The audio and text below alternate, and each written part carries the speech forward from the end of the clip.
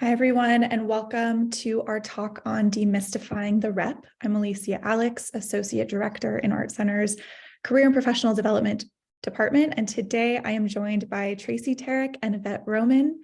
I'm going to quickly introduce Traci and Yvette and then hand it over to the both of them to kick it off and talk all things artist representation. So Traci Terrik has over 20 years of experience in design, art direction, and production, as well as business development and artist representation in the creative services industry. She founded Poppy Creative Agency in 2009 and represents photographers, director, prop and food stylists, creating visual content for food, beverage, interior, and lifestyle brands. Traci also co-founded Focus on Women in 2018 with a mission to elevate and empower female identifying professionals in the commercial photography industry. Whether they are producers, creative directors, photographers, stylists, hair and makeup artists, or their agents, Focus on Women works to make sure that women have a seat at the table. Welcome, Traci. We're also joined by Yvette Roman today, and Yvette is an ArtCenter alum and since graduating from the photography department has had a very diverse career. Whether the subject is one of the many rock stars she has photographed, the hundreds of weddings she has shot throughout the globe, a commercial campaign, a food editorial, a home, a portrait of an executive, an artist, a film director, or a family, her intention is always to express the inspiration and process of the creator. In 2014, Yvette had the honor of founding and co-chairing BOLD, the ArtCenter Symposium for Creative Entrepreneurs, a series of day-long events designed to celebrate and inspire a growing community of entrepreneurs from ArtCenter and beyond. She also proudly serves on the board and leads the mentorship program of Focus of Women. Welcome, Yvette. And now I will hand it over to the both of you to begin our conversation on artist representation. Thank you so much. I'm so happy to be here. And I'm just gonna, Traci and I are gonna sort of chat together about our topics. And so it's very conversational. And the first thing we want to talk about is demystifying the rep. So Traci, if you could take it from there, we can talk about that for a few minutes. Sure. Thanks everyone for having us. First of all, we really appreciate the opportunity, and I'm excited to be here and share what I can with you with my little knowledge I have. So I'm just gonna, I lost my screen for a second. So let me just find my, sorry. Okay. Basically, I think we should start from the beginning. And what does a rep do, right? So that's the number one question I think I get asked a lot. And so the first thing top of mind is exposes you to new clients. You know, reps have hopefully a number of years behind them. Their whole job is working with clients, reaching out, meeting new people. Hopefully staying on top of the industry in a forward-thinking way as well. So that is the one important thing to think about. They are also a great resource for clients to find you because of that. They are constantly doing marketing. They used to do a lot of meetings. We don't do meetings as much anymore, but we try to do them now on Zoom. So that is the second thing. Third thing is that they partner with you on your marketing. So they're not going to completely take over for you. They are going to partner with you. I'm going to use that word a lot. It is important to remember, and a good way to think about them as that they are a partner in your business as much as you are a partner in their business. So they also, are helping you with your marketing as well as doing their own marketing for you. Then the next thing they do is they handle all negotiations of your contracts and your estimating. Two things that I find most photographers hate to do is talking about the money. So great reason to have a rep. Great thing that reps do is they will talk about the money. They'll take that uncomfortable conversation away and do it for you. And then the last thing is that they're a great accountability partner. They're someone that you basically could talk to probably as often as you like. They are I probably talk to my artists, some of them once a week, some of them once a month, depending on their workflow. But you really get the chance to have a partner in your business. Again, that word partner, right? When you first get out there, you will be on your own more than likely. And that can get really lonely and hard to handle sometimes. So having a rep takes that aspect away and gives you the opportunity to work with someone else who's got your back. So Traci, regarding that, how do you and your clients strategize?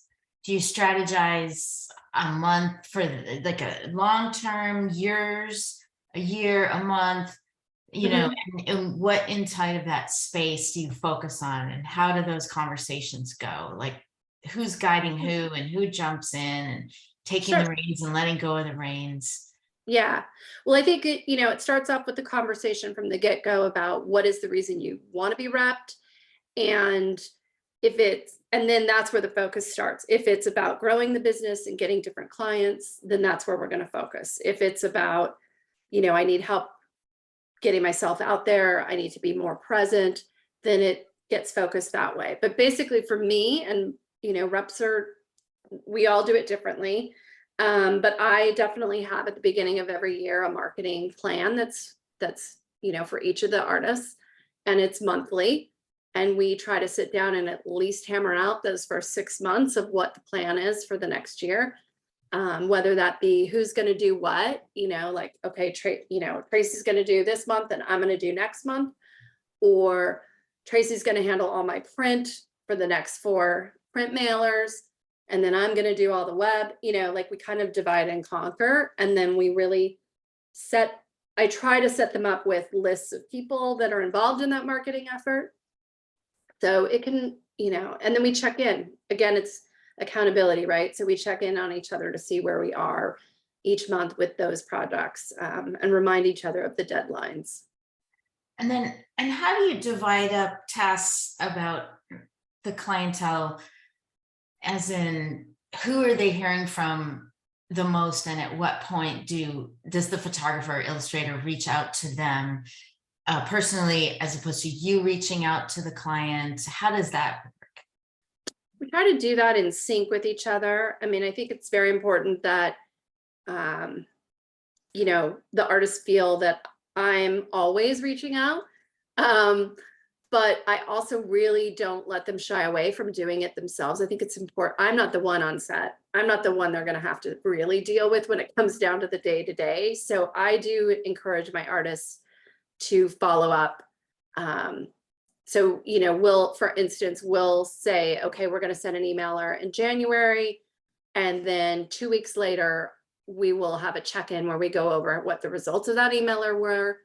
And we'll decide between each other, okay, who's going to reach out to the one, to the top 3 people who've opened it. And 9 times out of 10, I will say, I immediately tell the artist that they should be the one to reach out. Emailer came from me. You should follow up with a personal, response to that. Exactly.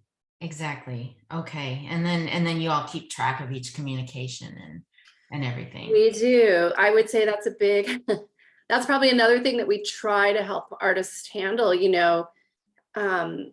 keeping track of the clients you want to talk to, the ones who respond, the ones who don't respond, all takes, tools. So we have a robust list management system in place. I have usually a virtual assistant that's helping me maintain that list in terms of viability and who's still at their job, because we know people in advertising change their job very frequently, as well as magazines or, even some of the brands lately. So it's a big chunk of my time is spent on list management and making sure we know where people are. And then are your artists present in meetings when you're negotiating fees and such? Yeah, I mean, it depends. I would say the way that typically works, right, is either they've gotten an email with a request directly, or I've gotten the email with a request for them. And we will get, we loop each other in via a phone call. We talk about what we know about that client, what we think we should ask. based on what we know. If we don't know enough, then I'm the one who goes back to ask the questions of what's the budget, what's the usage? We don't have enough information to give you, a rate, but we know we're available. So, and then we kind of wait. And then sometimes, sometimes it could just be email back and forth and it's a done deal. Other times, if we know we need to hop on a call, sometimes the artist will do it without me, depending, we kind of suss out the situation, really, Sometimes they want me there, sometimes they don't. But if they talk about money, 90% of the time am there. Mm-hmm. And then just to go back a click about when you first get with somebody, or even along the way during a long relationship with an artist, are you guiding their marketing in, like, how strongly are you guiding their marketing? Like, oh, you need a new website. And then so let's say it's like, okay, you need a new website.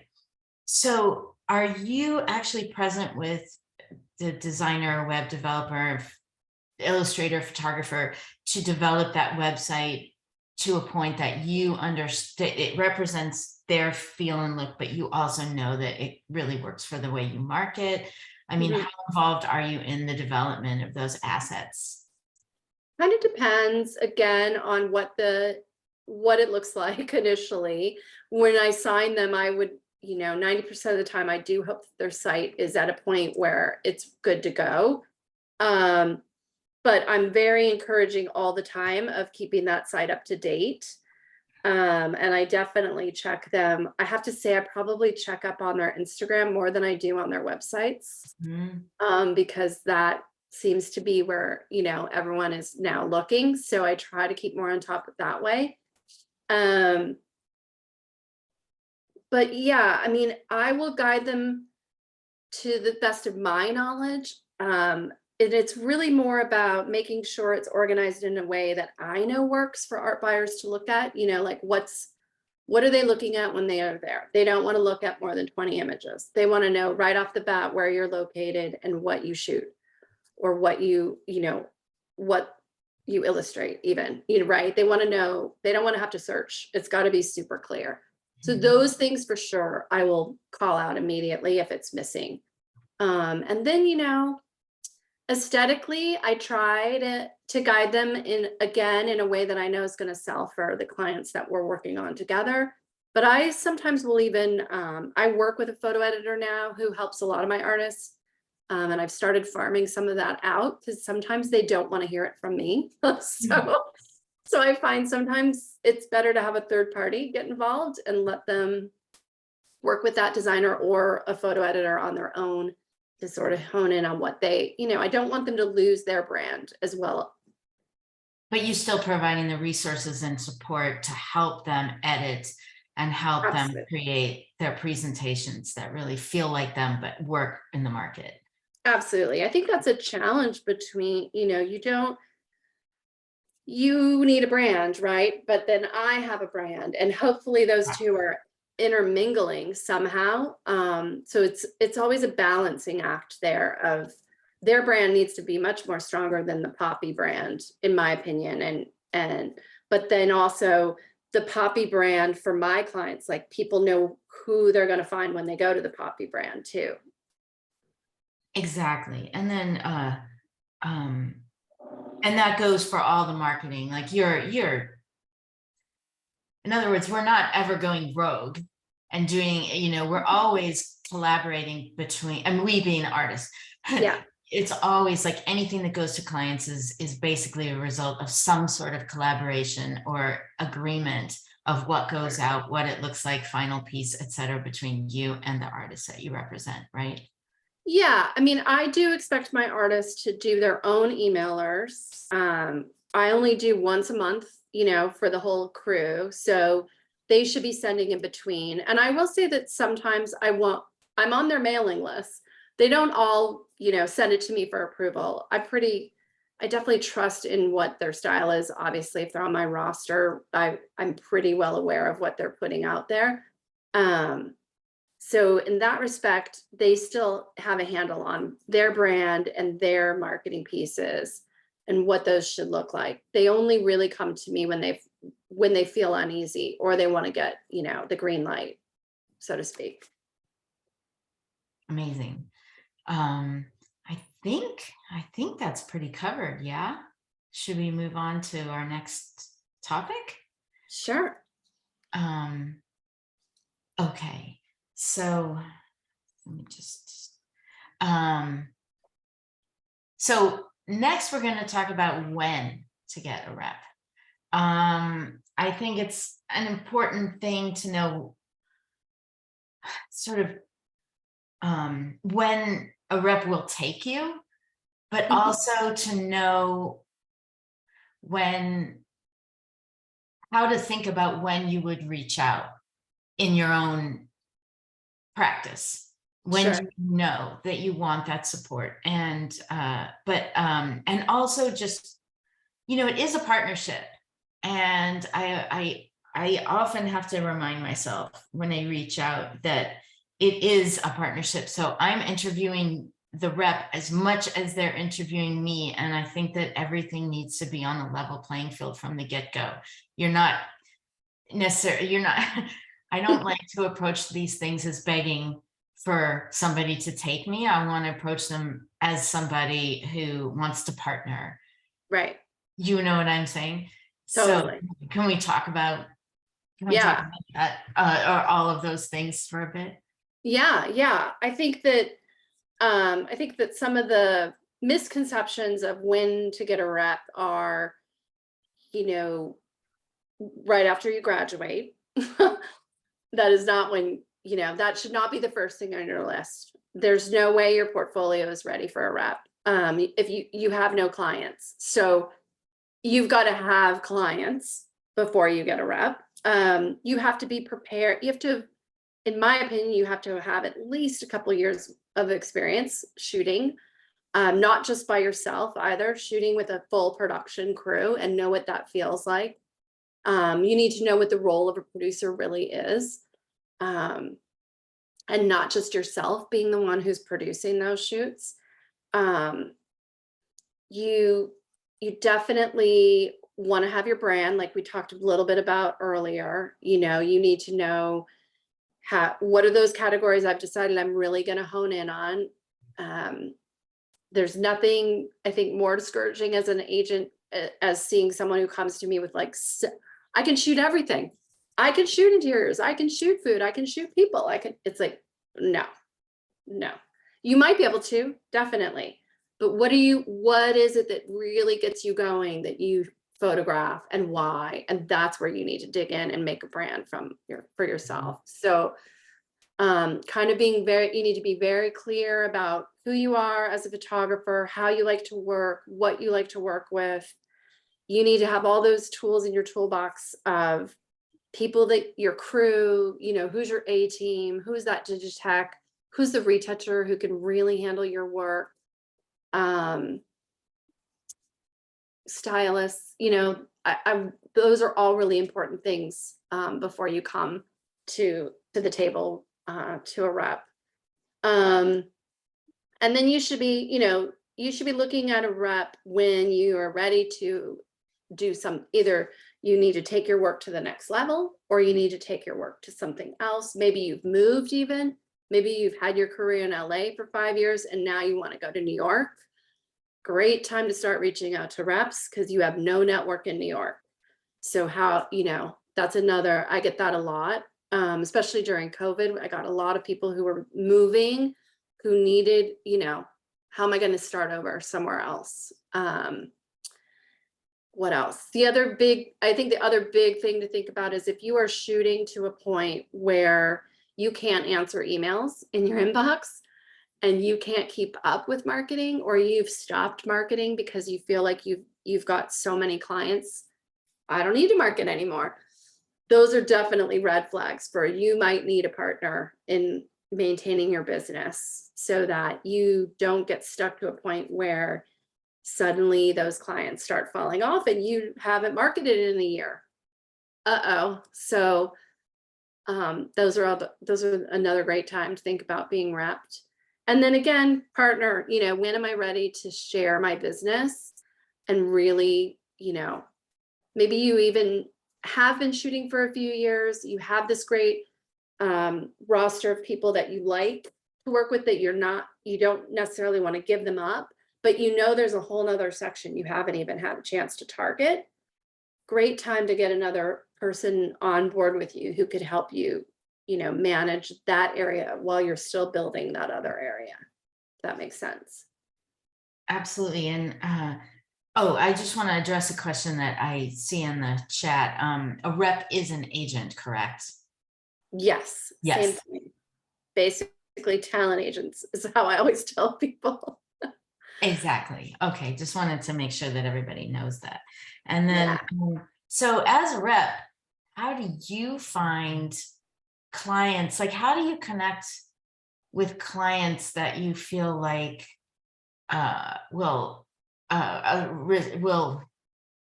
connect to the vision of let's say one of your new one of your photographers? Or I keep mentioning illustrators because there's illustrators here and there are illustration reps. So it's all to do with all of y'all too. But how do you, when you like, let's say that I was shooting, I don't know, fashion and my work was perfect for Tom Brown. How do you as a rep figure out how to get into Tom Brown with me? You know what I mean? If you don't already have the connection. Right. I mean, that might be super secret sauce for you, but not just. I don't have any secrets. And actually my first response would be, well, I don't represent any fashion, so I'll never get you. I'm sorry, we could make that into something else. It just, right. I don't know. But I think that brings up the good point too, of make sure, that if you want to be repped, and you want to be rep, you got to find the right rep, which I know we're going to talk about later. But yeah, there, and it kind of goes back to the brand. Like, I've branded myself as specializing in food, interior, and lifestyle. That's it. I have definitely taken on other things through the years, but quickly realized that my, bread and butter clients are always going to be lifestyle, food, and interior, because that's how long I've been in the business, and those are the people who I just have resonated with for some reason. So I stick to what sticks to me, and that's how I find them. Now, if that's not to say, like, right now I'm doing a huge search on new interiors, right? Like, I've been in the interior world for 20 years. I know there's got to be more than what I'm currently working for, and so, especially if I had a new artist come to me, then we really do the deep dive together of like, okay, who's the hot new whatever, sofa maker. And then we go down the rabbit hole of LinkedIn and Instagram, trying to figure out who's already shooting for them that we might see on Instagram, and then in LinkedIn, it's who's at the company that maybe I already know because they've come from a different brand that I've already worked for. I'm always looking for some kind of connection, some way that makes it easier to cold call them. Because cold calling, as we all know, is, it's not a fun thing to do. And it feels like you're being ghosted half the time that you're reaching out and no one's answering. But I always tell my talent that, you need to email them, 7 to 10 times before I will tell you that to give up, because it's just that one moment when they're going to write you back that happens. And it's never it's very rarely the first 3 times. So. Well, and isn't it true that a lot of clients, and this is to everybody, not just people looking for reps, but just freelancers have been freelance forever. And I come to know that there are cycles, and a lot of clients will have their ideas for a year of campaigns ahead of the whole year, and have their ideas of who they want on their, teams and for those campaigns and all of that. And so given that, don't always give up, because it could be that they're really paying attention and that they will consider you, but it could be a year, it could be 2, that they're not ready to take on somebody because they've maybe filled up their year already with who they want, just saying. Totally. Yeah.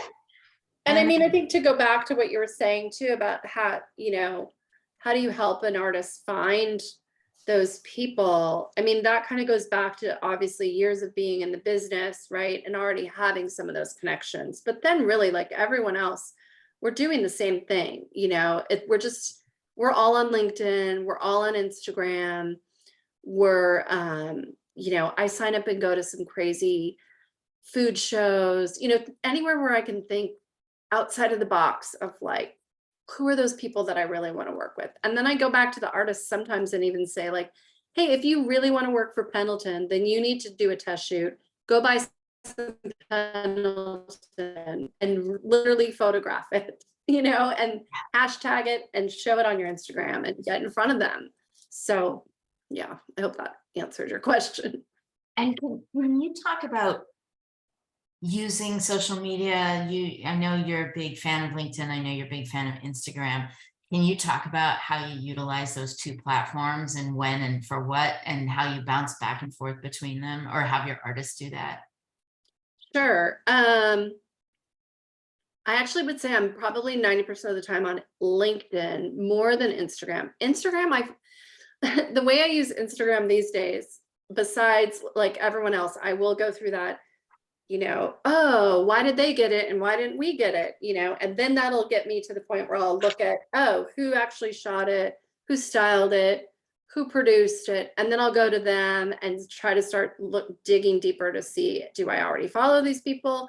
Am I connected to them on LinkedIn? What am I going to say to them, about whatever the images that I just saw? I mean, I will sometimes engage. I've definitely cold called new companies that I've found. If I get an ad for a furniture company, I will on the back channel like say something if I'm interested in photographing or working with them, or if I know I have someone they should look at. And then LinkedIn, I'm addicted to LinkedIn. I mean, I'm probably connected to more people than I definitely know personally. So I definitely stalk people. I have learned all about following, the brands that we're interested in, and then following those people before I connect with them so they can see who we are. And then, again, list. I mean, I keep track of all of that in my CRM and who's responded to which emails we've sent out. And do I know anyone that knows somebody at those companies who can, share contacts with me too? So LinkedIn you use for marketing, and Instagram you would just use solely for portfolio then, pretty much. Almost. Yeah. Other than tagging, obviously, to try that and finding new talent. I definitely, there's a number of photographers and stylists I follow through Instagram, right? Whose work I'm suddenly, if I see something where I'm like, ooh, oh, they're shooting for so-and-so and they're not repped, they're on the list, of who to reach out to. So you reach out to talent, to artists, as well as them reaching out to you. That's interesting. Absolutely. Yeah. And then there's another question that I think is relevant to this slide that I'm seeing here. Star asks, are there baby reps, newer reps building up their client base like stylists and artists when joining an agency? They're on a secondary list before becoming a main roster. She says, I asked because COVID killed my business. All I'm bringing to the table is my work and my knowledge, but my client list is, she's start over with a client list. Right. Mm-hmm. Absolutely. I think there's a number of different things you could even look at. Yes, there are some agents that you'll find. I can think of one off the top of my head in the Bay Area. And you should be able to tell that actually from their websites. They won't say that they're new, but you can tell by their talent. How long they've been in the business or how long the people on their roster have been in the business. And then there's a number of us, and I'll say us because I do this, as well as Mary Dale from Big Leo does this, where we have tiers. I'm not always looking for the top photographer with 20 years experience. So there's different, if I know I have a need in particular, and one of my people is no longer, available because he's shooting too much, then I'm going to start looking for that next person who can slide in under that person. So I actually run a part of my business called Artist to Watch, which is completely for new artists. And it's a 6-month program. And I don't think I'm on the only one doing it. I think also if you look at Nicole Lyon from Lyon Management, I believe she does it with stylists. I know Anchor Artist does it with stylists, where they'll hire people in as assistants and help them build their portfolio to becoming a full-blown stylist. So you just kind of have to dig around and ask. You know, they might not advertise it, but if you see anyone kind of with a big roster, and they're in the, you know, and they're working with clients that you think you should be capable of, it's worth the question. I'm always telling people not to be afraid to email me or anyone. You know, I feel like with COVID in particular, I got very used to cold calling and just asking people for what I needed. Like, we were all in it together. Now I'm just going to ask you for what I need and not be afraid of it anymore. Amazing. That's great. Now, can we, let's move on to the next, to our next slide. I think,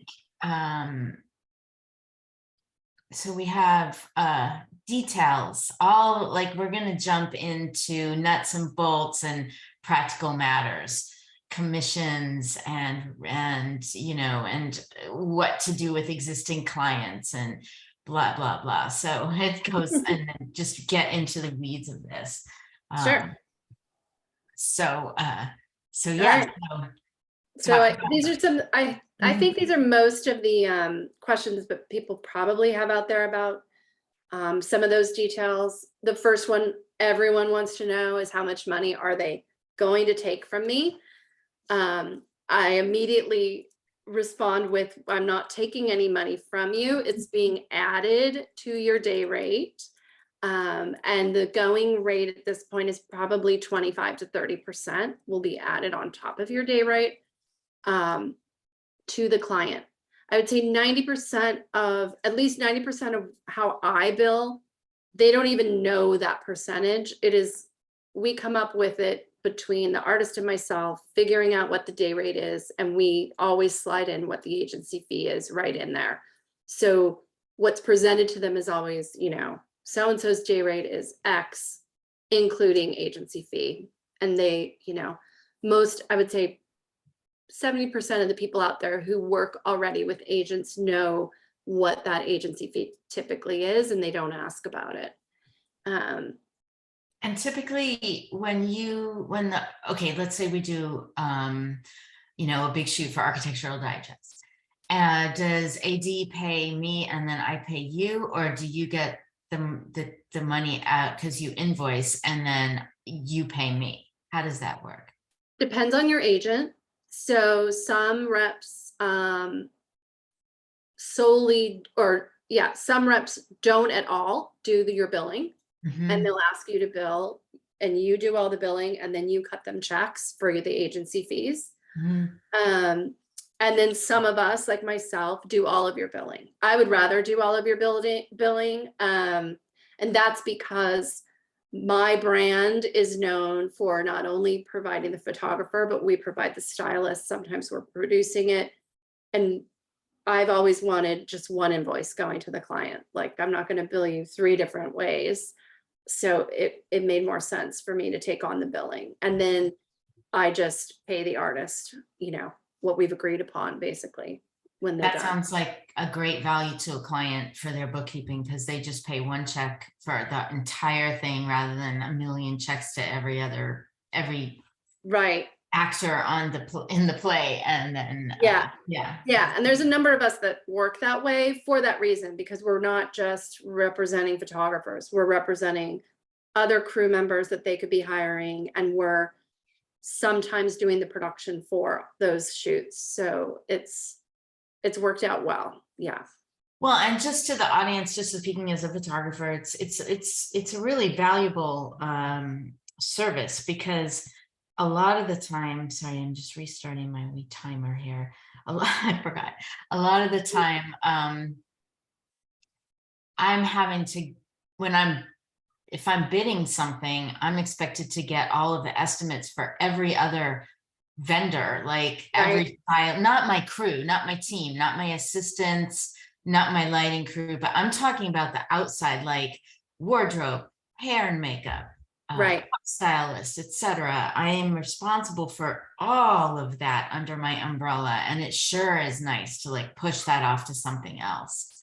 Absolutely. Because it's a lot of info to gather, and Yeah. you know, It's time i.e. consuming. having a producer involved. Right.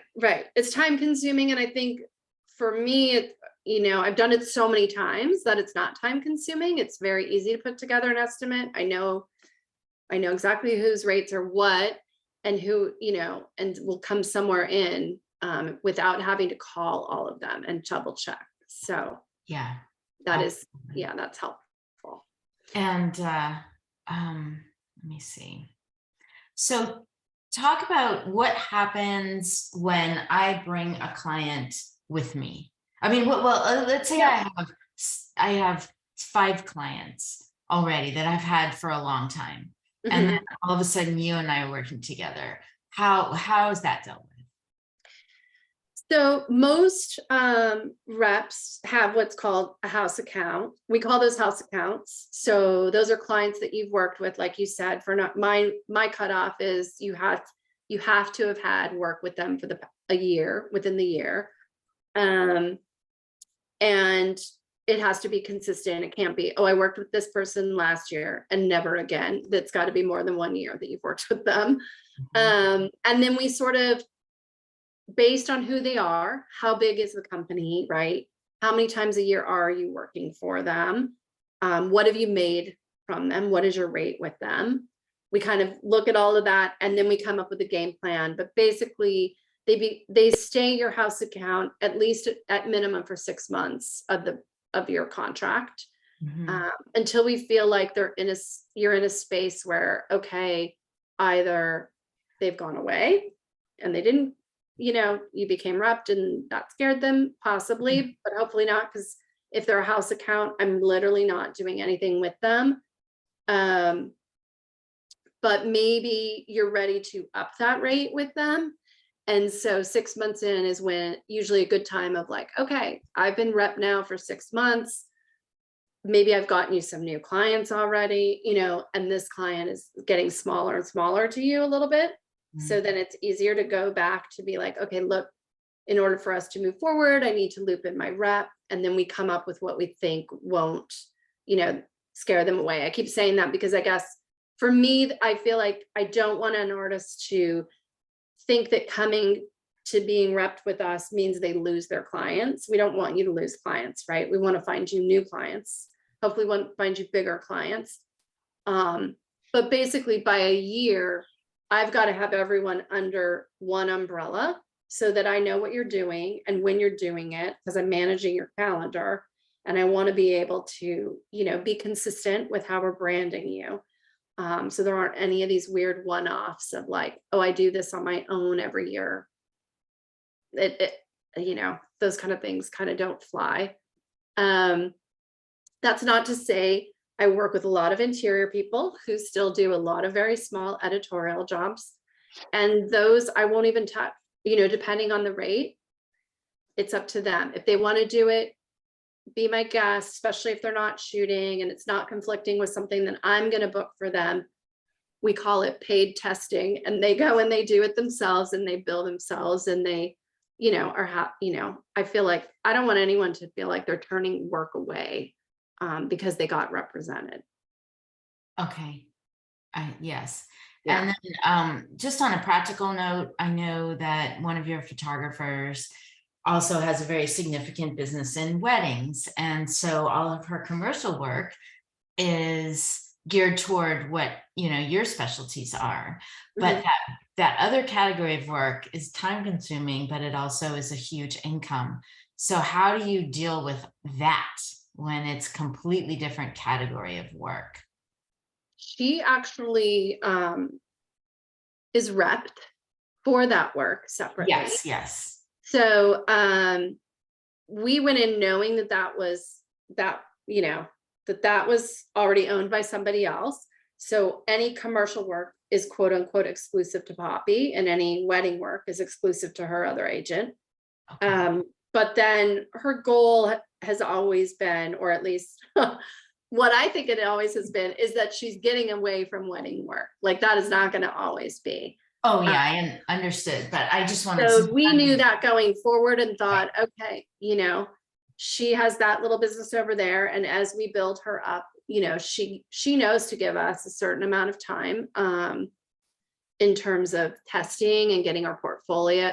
Right now, I think what it's been great is that it's given her a financial way of ramping up, because it's costly to get your business going. And she wants to do paid portfolio reviews, and she's traveling to do those. And she's working with a photo editor to redo her printed book. And, she's working with a social media person to redo her Instagram. Like she's really able to invest in her, hopefully what will be her new commercial career, which, a lot of people don't have that luxury. So I think that's been a nice, boost, because you do 90% of the time when you sign on with an agent, your work becomes exclusive to that agent.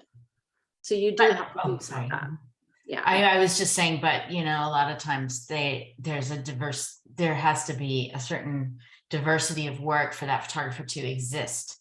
Right. You know what I mean? And so that's why I asked that particular question, is that sometimes there might be a very consistent, relevant, like really relevant type of work that is completely, but I see, but so you sort of powwow over long-term goals Exactly. as for each part of the career, and then come together and make timelines for that. And because I think, there's such an investment on both sides coming to that relationship. You really need to think about that. Again, the word partnership, right? It's just like you're getting, married or whatever, or partnering with someone for your own business again, but you really get to know each other very well. We know everything about your personal travel. Like I said, I know your whole calendar. I know when you're going on vacation, so I know what upsets you in a meeting, like you start to you're working very closely with somebody. So those things all have to be taken into consideration. And you don't want to go into the relationship thinking, oh, I'm only going to do this for a year and see how it goes. It's a big investment. It's a financial investment, and it's a time investment on both sides. And we're going to ask, you to sign a contract. I only do at minimum a year, but it's with the expectation that, we're going to at least last, 5 or 10 years down the road. We should still be together. And that said, and I know this is a very big ish, and it may be unanswerable, but I'm sure people would ask, average, how long does it take before when you sign somebody, obviously you truly believe in their work if you sign them, between the time that you start with somebody and then you get into your actual shooting and gaining of job mode, as opposed to just marketing for them? Like when you know what I'm saying about how long, like when will you get a client, or just to start having that relationship result in actual work, as opposed to, like, how long should people know that they're going to have to give in the interim, strategizing, marketing, reaching out, introduction of new client to your Traci's roster, and then pulling in some of, in these contacts to actually hire the person? How long, because should you expect to be patient and waiting for that to happen? Well, COVID didn't help that. And of course, all this is issues. Right. It's very ish. But I would say, these days I tell people at minimum 2 years. It's 2 years, it's not an easy thing. It would be great if 6 months in we gained that big client, and that has happened, but very infrequently. So if the stars align and the universe makes it happen, all the better. But I really tell people, it's 2 years before they really understand, oh, that person's under Poppy, and and they've heard it from multiple different channels in multiple different ways. Somehow your name kept coming up, and if something just fell in their desk where they at the same time went, oh, that person over at Poppy Creative, I'm going to reach out finally.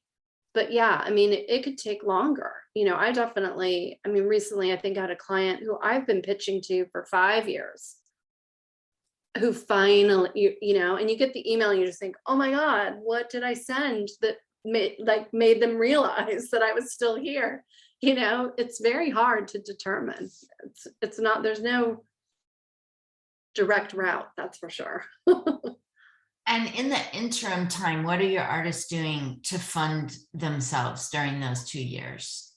Well, that's not to say there aren't small things that come in. Yeah.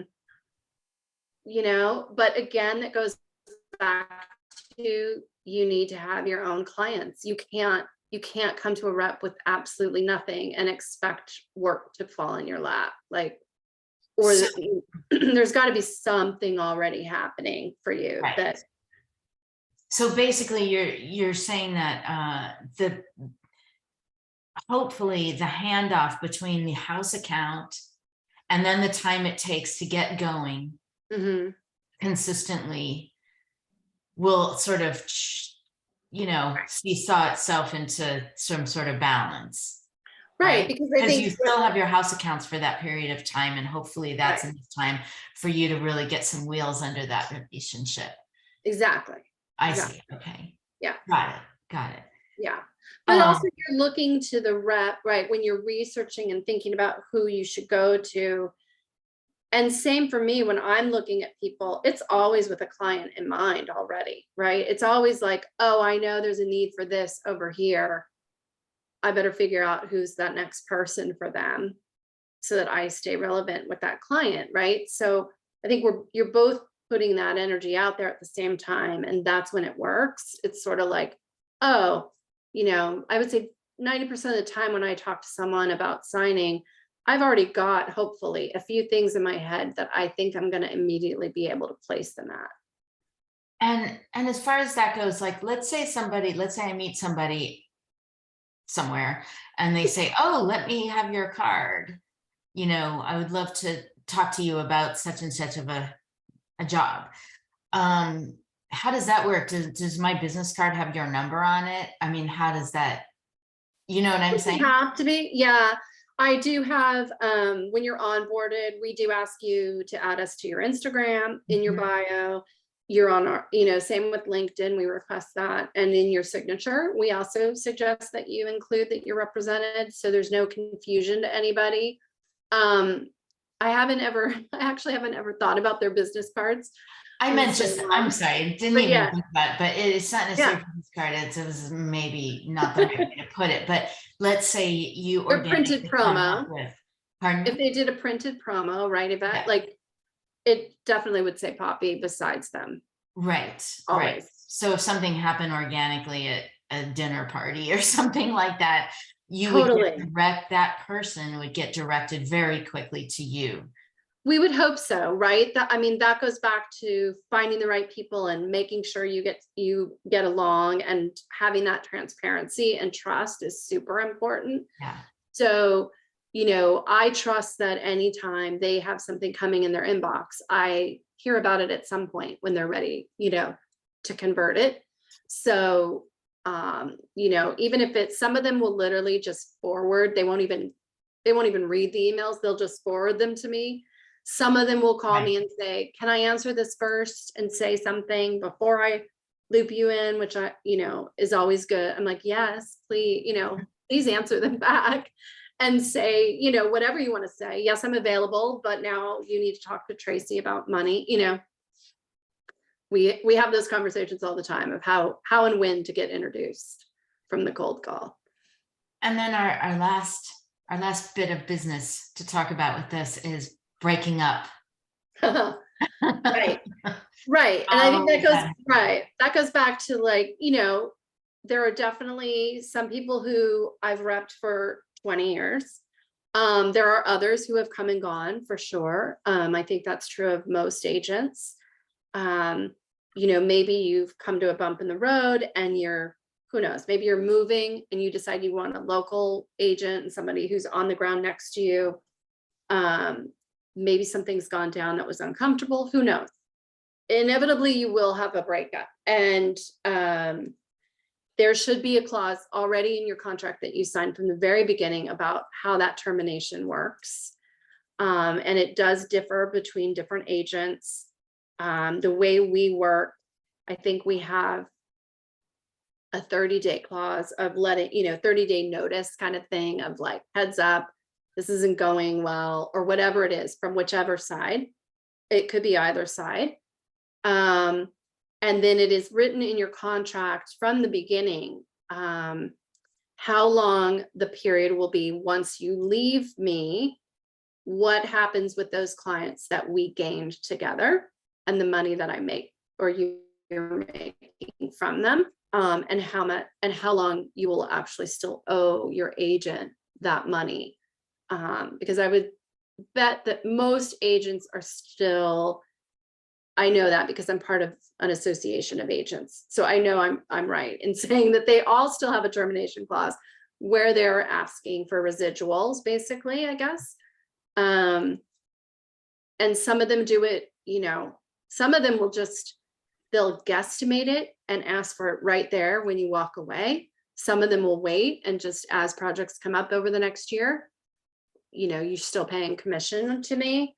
And sometimes I've even done breakups where I've been like, not important for me to get any more of your money, so you can just go. So it kind of depends, Right. It just depends on what happens and why, but it will happen. And I think the thing you just need to think about from the beginning is think about, if I broke up with this person, what am I contractually obligated to? It's important to know that up front, so you're not surprised. I'm assuming that if you took on somebody who has a rep, those accounts would probably have to land in the house account for that year before you, but then you would eventually be making money from those accounts that were gained by another rep if that account wants to stay with that. Right. Well, a lot of times, but yeah, maybe a lot of as a new rep, like, I'm sorry, I didn't mean to, but as a new rep, you might have to be bound to certain accounts. Let's say it's 2 years for some reps that they need to make their commission. Let's say it was, if it's more than your house account, you might have to bend a little on your entry house account for certain clients for their rules of the breakup from the last rep. You know what I mean? Or is, so that we're not like charging that client 30% and the photographer isn't like losing 30% for a year. Right. Exactly. Yeah. Like you would absorb that account eventually. Yeah.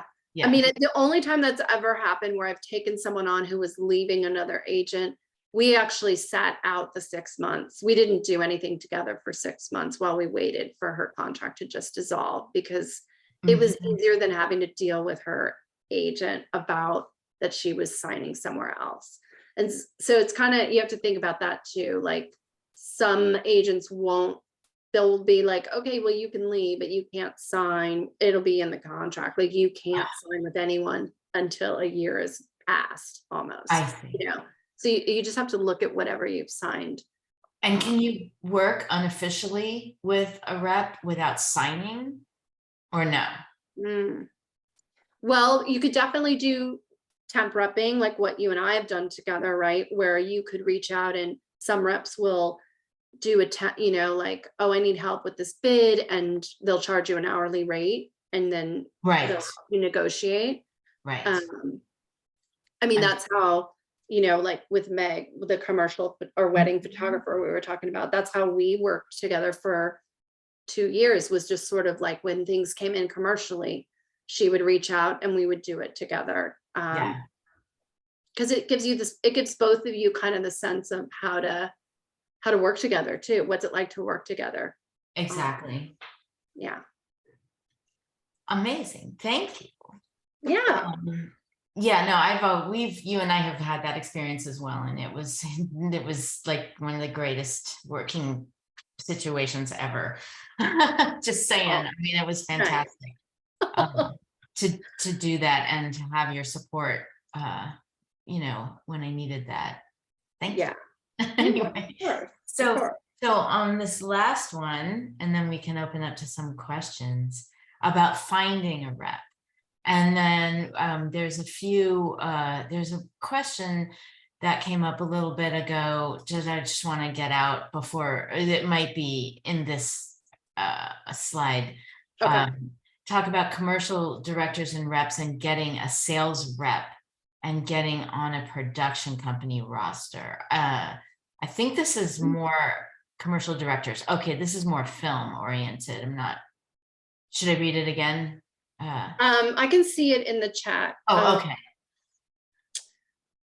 I'm not sure I'm clear about it. And I'm not sure that I'm the right person to answer it truthfully, because this production companies are starting to become reps. That's kind of a new thing that happened after COVID, where they're representing photographers and stylists and not just as producers. I'm not sure if that's what they're asking, or if they're asking about being repped as a director on a production companies. Maybe they can clarify that.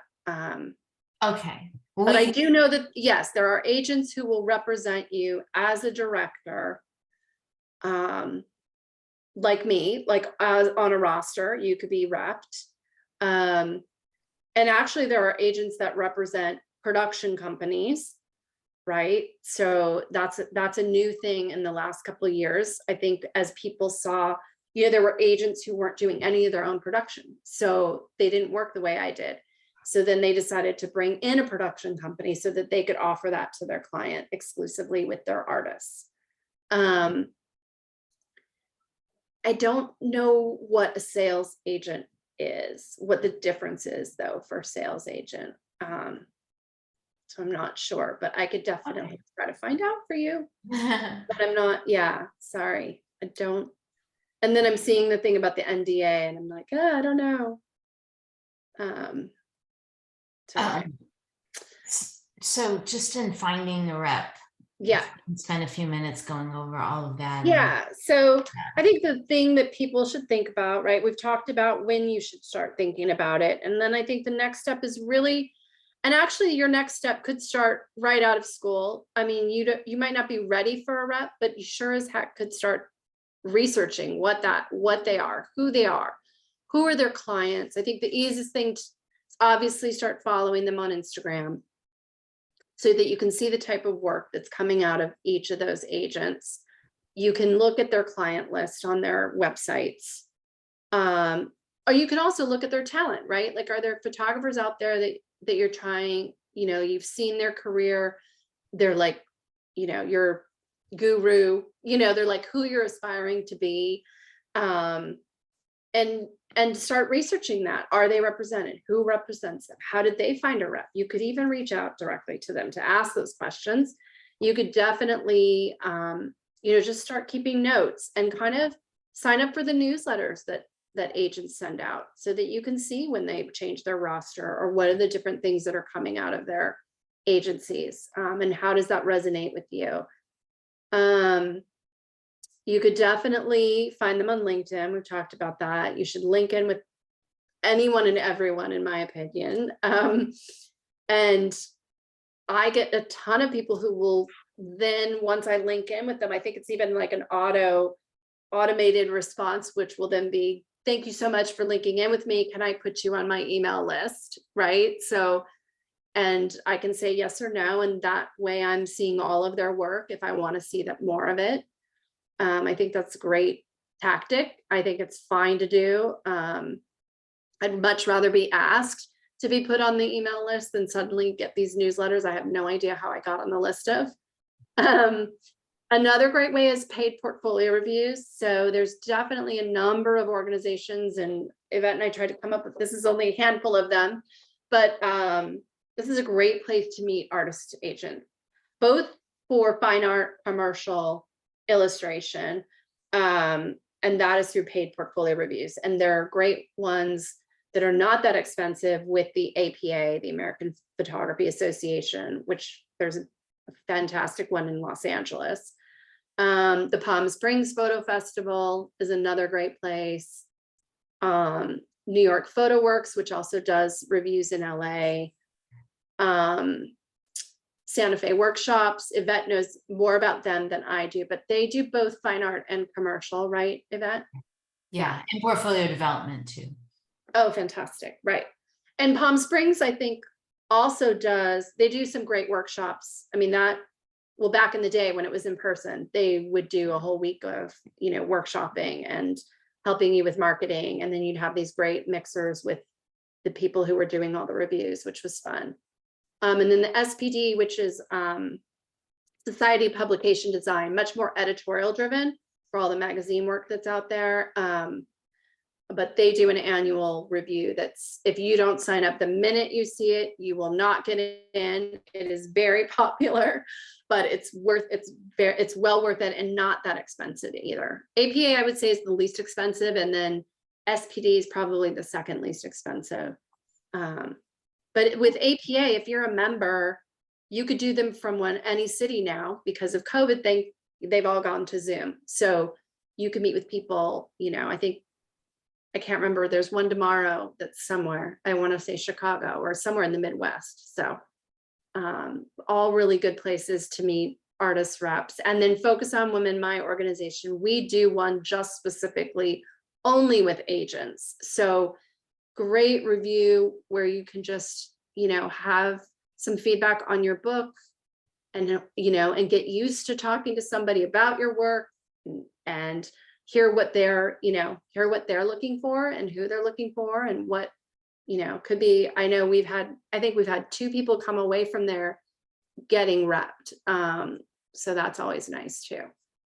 And then I think I mentioned it already, but talk to your peers, see what they're doing, where are they meeting people. Yeah. Are there any other social media platforms besides Instagram that people are going to and looking at and that are anywhere near relevant? The algorithms on Instagram are very difficult, especially if you do stills and don't do reels and video and all of that. And I'm just curious if you or any other reps, agents, clients are going elsewhere to even peek around. That's a good question. I mean, I think I might be like a TikTok denier. TikTok might be relevant. I don't know. I feel like the students might know more than I do on that because I'm not as hip to what's new out there. But the other play, I mean, again, it's Instagram. There are organizations like not the Loop, Commune, which is KOMYOON, I think. That is all an it started as an Instagram-based portfolio place where you could, list your name and your portfolio, and it was literally only on Instagram. And I feel like they've gained a lot of traction in the last couple of years with getting art buyers to only look there, to really pay attention to that. So I think, those things as you graduate and move and are out there professionally are all really good things to look into spending your marketing money on, are things that are going to get you more exposure. It doesn't necessarily have to be a rep. It could be, Wonderful Machine or any of those listing sites, Found Artists, things that are, not too expensive, that just is another place where it makes you feel a little bit more professional, right? Like it gets you vetted, like, oh, I got to prove to be part of Found or Commune, so I must be shooting commercially. Exactly. Now, Traci, do you feel like it's a good time to open up for questions? Sure. Yeah, absolutely. I'd love to hear questions. So you guys can all write in and ask about pretty much anything, including any personal ongoing situations. And if we don't get to it, I just want to tell you as a photographer, there is a weekly meeting on Clubhouse, which is another social media app if you guys don't know about it already. And it's free. And Traci's Focus on Women hosts it. And every Tuesday morning at 9 a.m. PST, they do a clubhouse, and Traci can talk more about that, but they host a community ask and an ask a rep session every month, one each clubhouse. And so if for some reason we don't get to a question today, you can always, and everybody's welcome on club, but you don't have to be a member of Focus on Women. All genders welcome on the clubhouse, and you can always circle back and get that attention if for some reason we run out of time today. Yeah. So You're there. also, and please, anyone is welcome to personally email me directly if that's something, I'm happy to do that as well. So I'll put my email in the chat while you guys come up with your questions.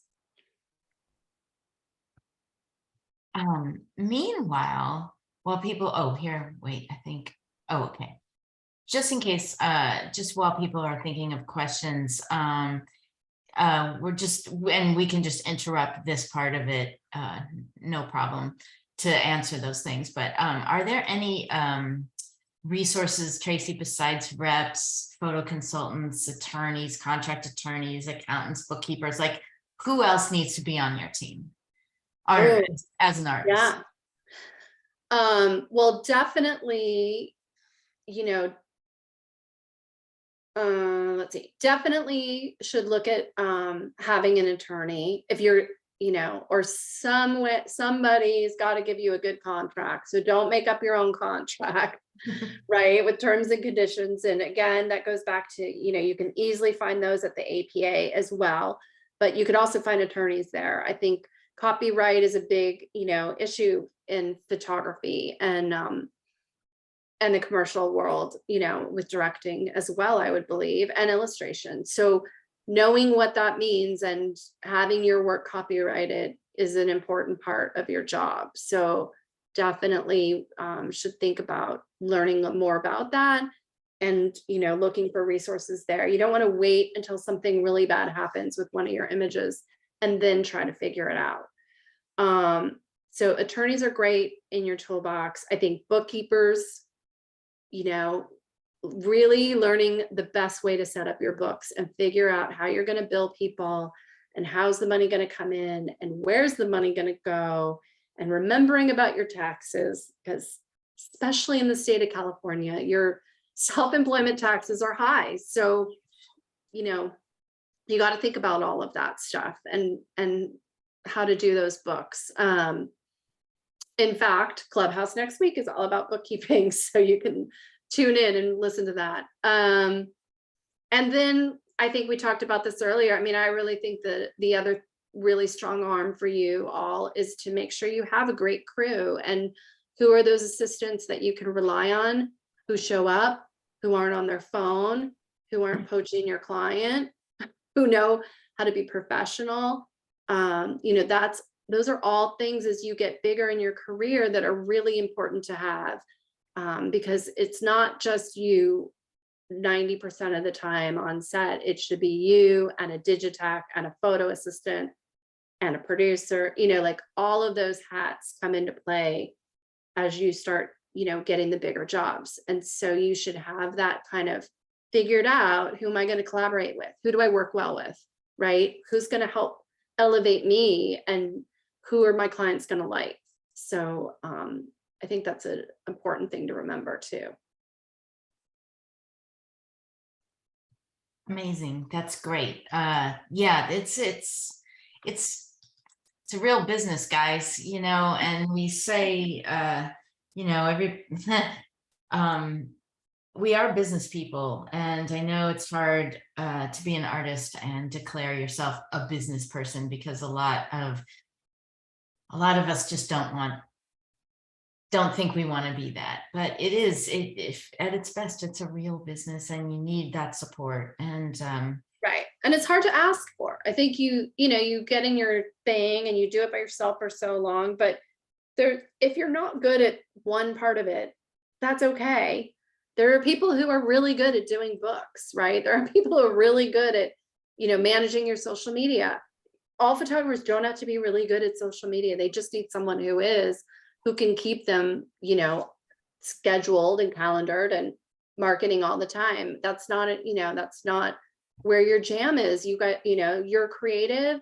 You should be spending all of that energy on being creative. And what are those things that aren't creative that you hate doing that can go to someone else once you can afford that, should go to someone else for sure. Well, and there's definitely rules of thumb with this because, look, you get out of school, you're struggling, and it's really hard to part with money because parting with money means that, you have to pay rent, you have student loans, you have this, you have that. And once you tick off all those boxes, you have the boxes of maintaining and constantly shooting more for your portfolio or making more illustrations or whatever, and you have to finance all of that, right? So when you're talking about an accountant and a bookkeeper and a lawyer, it's like, oh geez, where am I going to even get that? So you start putting on those hats, right? And let me tell you, like, rule of thumb, accountant, they will save you more money in your taxes than they charge. So you might have the fear of spending the money on the accountant and writing that actual check. But if in the end, you're getting their feedback and paying less taxes, it's a wash, So remember that. And also remember that having a good contract is everything and worth the money to invest, just a little bit of money in that, because one word on a contract, and as opposed to a we or a they or a though or whatever can change the whole thing. And don't be, APA, S&P, they have these great contracts, but it's just, these are touch points. They're not download and use. I would tell you from experience, you have to have a relationship with attorney. And even if it's just to make a basic contract, you will have somebody to call if something bad happens. Get a relationship with an attorney, because eventually you are going to have to make that call. Somebody somewhere somehow will trigger something that's terrifying. And if you already know somebody, it's so much better.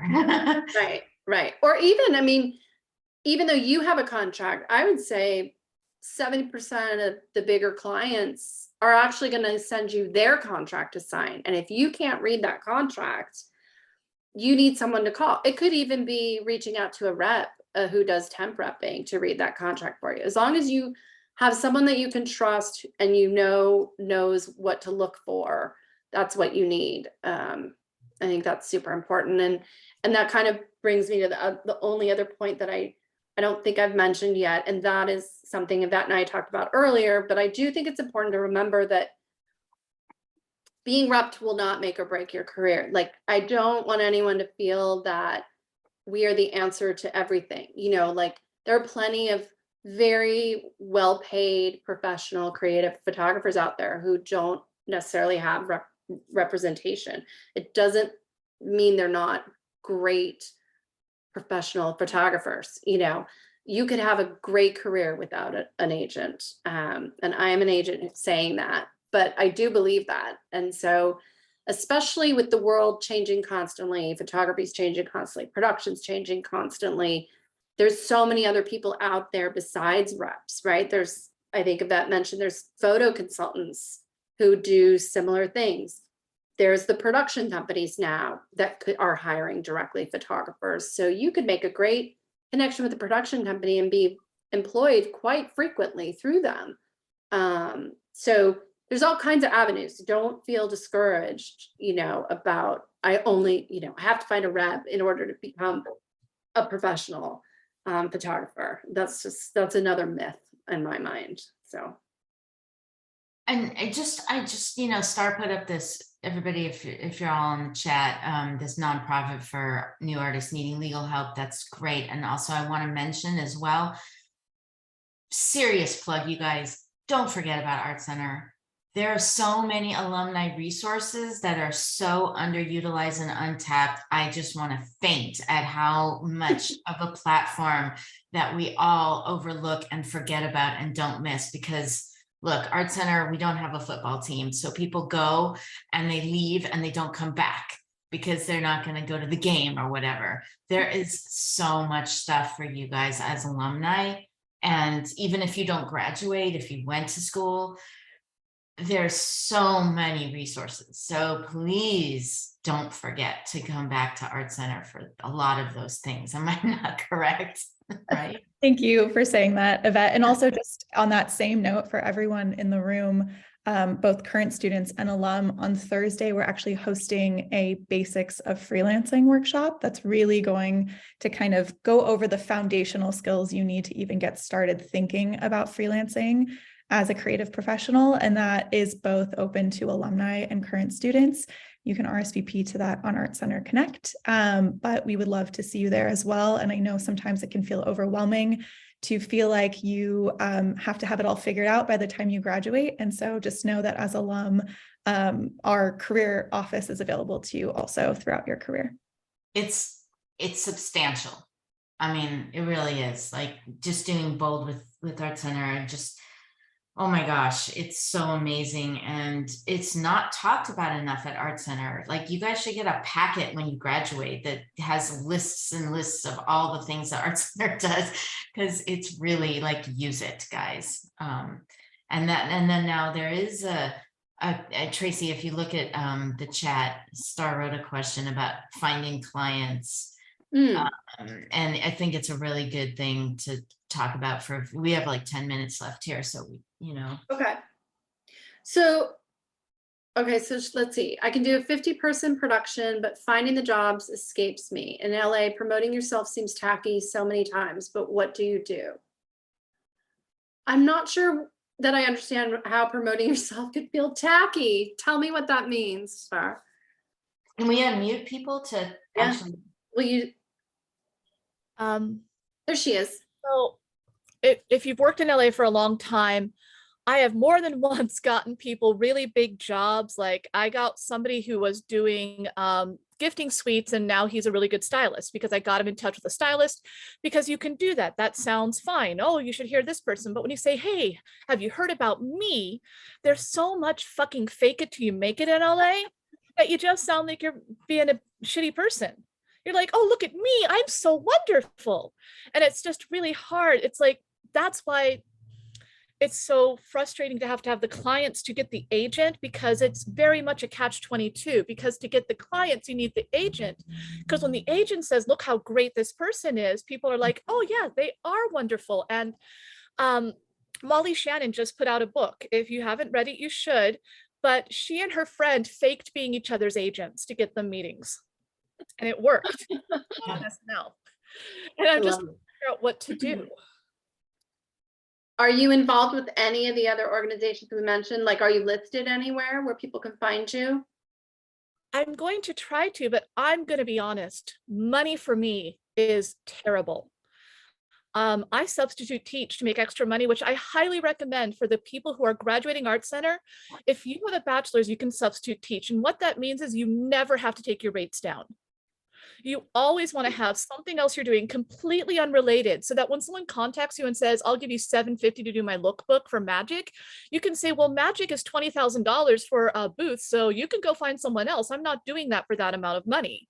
You don't, my fee should not be less than your printing costs for your catalog.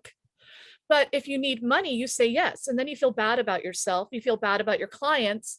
And all you do is just dilute your brand over and over again. So I do things for money, but, because of COVID, I'm buying and reselling vintage clothing on Poshmark. So I looked at one of the things that's like, I can do maybe one thing at $50 a month. But when you start having to do everything, you're looking at, 15, 20 grand a year. And I just don't have it. Right. Yeah. Well, I think that kind of goes back to what we were talking about, is I think that when you, and the tools that you need, right. And the freelance, how do you be a freelancer, and how, like you're saying, I mean, we're all creatives. I feel like we all do other jobs. I mean, during COVID, I was doing other jobs, like everyone was, to try to make money. Right. But I think that, even though it feels tacky to market yourself, I do think you need to be regular with it, right? You've got to have a consistent emailer that's going out to at least 100 people every month to keep you in front of them. And I know it's tedious and it feels like you're pushing yourself on people, but that's, you know, that's what it is. That's how you do it. And it's networking, right? Like you're introducing other people. Hopefully that's going to come back for you at some point too, right? It's, you know, who do you know and who do they know and how do you get connected, is really how it all works. And I would also say for some of you who haven't graduated yet and who are graduating, there's nothing better and there's nothing wrong with assisting. Be a digitech, be a photo assistant, get on those sets, meet the people on those sets, you know, get in front of those other photographers who maybe can't work in 2 months and want to refer you to something. It's a great way to get your stuff out there and get paid. You know, yes, it's not as much as what you'd make from, you know, shooting, but if you're doing multiple jobs already, that should be one of them, in my opinion. Also, can I just jump in and say one thing? Yeah. You know, I think that we get all mixed up when we're artists and we're freelancers. We